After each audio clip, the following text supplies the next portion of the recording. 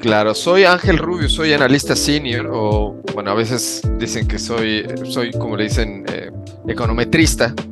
Y lo que hago es ver series de tiempo, análisis de series de tiempo que vienen siendo para esta industria, no solo para el salmón, pero también para muchas otras proteínas. Analizar producción, importaciones, etcétera, y desarrollarlas en modelos autorregresivos, entre otras cosas, y al final, bueno, publicar conclusiones acerca ya sea del precio, del pronóstico de la oferta y de la demanda, y analizar la demanda tal cual para la gran mayoría de las proteínas que Urner Barry cubre. Desde luego, bueno, Urner Barry lleva reportando, es una empresa que le llaman PRAs, que son Price Reporting Agencies, o agencias que reportan precios desde 1858 a la fecha.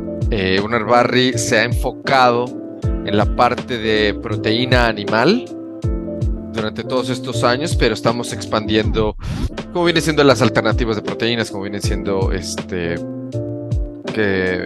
frijoles y otras habichuelas y demás, bueno, pero lo que viene siendo materia prima que se deriva como para alternativas de proteínas. Pero eso es un nicho muy pequeño. Urner Barry pues básicamente se ha enfocado en huevo, pollo, pavo, carne de res, carne de cerdo, puerco, como quieras llamarle, también la parte de pescados y mariscos. Su fuerte viene siendo el camarón y el salmón, y entre otras especies como viene siendo la tilapia, la langosta, snow crab, king crab, y muchas otras, ¿no? Pero estas son las principales. Desde luego, bueno, el año pasado tienes todavía rezagos de la pandemia, en el sentido de que tienes dos sectores, el food service y el retail, fuertes todavía, ¿no? Sobre todo yo digo que podríamos decirlo hasta el tercer trimestre del año pasado, y con cierta fuerza durante el último trimestre del 2022. Sí, el 2023 se mantuvo con cierta fuerza. Yo digo que hasta el primer trimestre. Después de ahí hemos visto estos ajustes a la baja. Y por aparte de estos dos sectores que también se vienen acomodando todavía, o sea, tenemos un sector retail que se viene contrayendo por las alzas de la pandemia, pero si lo tomamos previo a la pandemia, el sector sigue bastante fuerte en general. O sea, uno tiene que tomar que la pandemia 2020, bueno, yo digo más 2021, inclusive 2020 también, pero el 2021 generan esta burbuja en el aspecto retail, y en el 2021 también generan una burbuja en el aspecto de food service, no en el sentido de que se compra mucho más salmón o cualquier otra proteína, pero digamos que el salmón, sino que llega el efecto del shock por haber estado contraído durante el 2020, y entra el 2021, y esa es la fuerza que trae hacia el 2022. Y también muy muy importante, que yo creo que ese es el factor más importante de todo, viene siendo el efecto Canadá, que recuerden que si Canadá no es uno de los productores más grandes, es uno de los proveedores más importantes para el mercado de Estados Unidos. Como hemos visto esta contracción tan fuerte en Canadá, esto también genera esta alza de precios. Aunque Canadá sigue contrayéndose durante el 2023, estamos viendo ajustes en general, porque son precios que a la larga, o sea, lo que decimos es que la demanda es inelástica en el corto plazo. Esto tiende a ajustarse a la baja en el largo plazo. Pero si bien vimos que los precios han caído, o sea, estamos cayendo a niveles estructurales que no se habían visto previos a la pandemia. Estamos viendo que el rebote del precio del salmón, por ejemplo, chileno en Estados Unidos, el rebote del precio es alrededor del 5.25. A veces hemos visto bajas menores a 5.25, $5.25 la libra, pero al 5.25 viene siendo la estructura donde rebota estos precios. Y sí, nos hemos mantenido ahí últimamente, pero bueno, vamos a empezar a ir hacia la última parte del año, al cuarto trimestre, Tal vez octubre siempre es relativamente flojo, pero noviembre y diciembre tienen que ser, pueden ser meses en donde podamos ver estos precios subir estacionalmente hacia el último año. Pero importante tomar esta estructura, tomar que Canadá va a seguir contrayéndose o va a seguir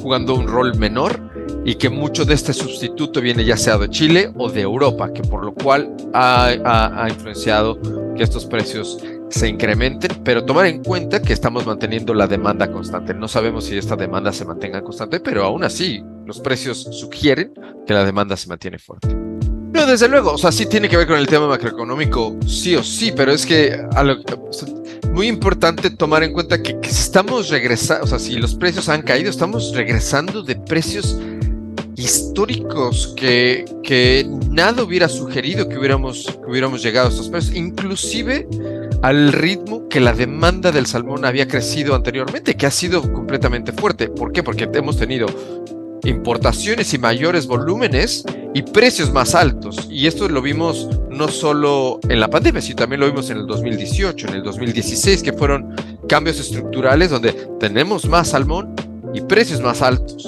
Y luego 2018 nuevamente se ajusta, tenemos más salmón y precios estables.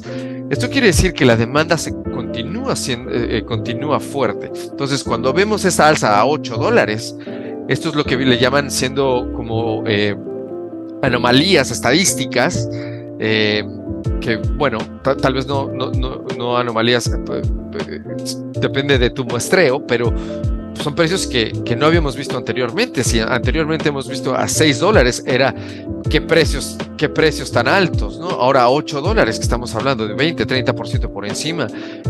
Esta contracción y este regreso seguro vienen por el tema de inflación, pero también por temas estadísticos, que dices, bueno, o sea, estos precios son insostenibles por tanto tiempo.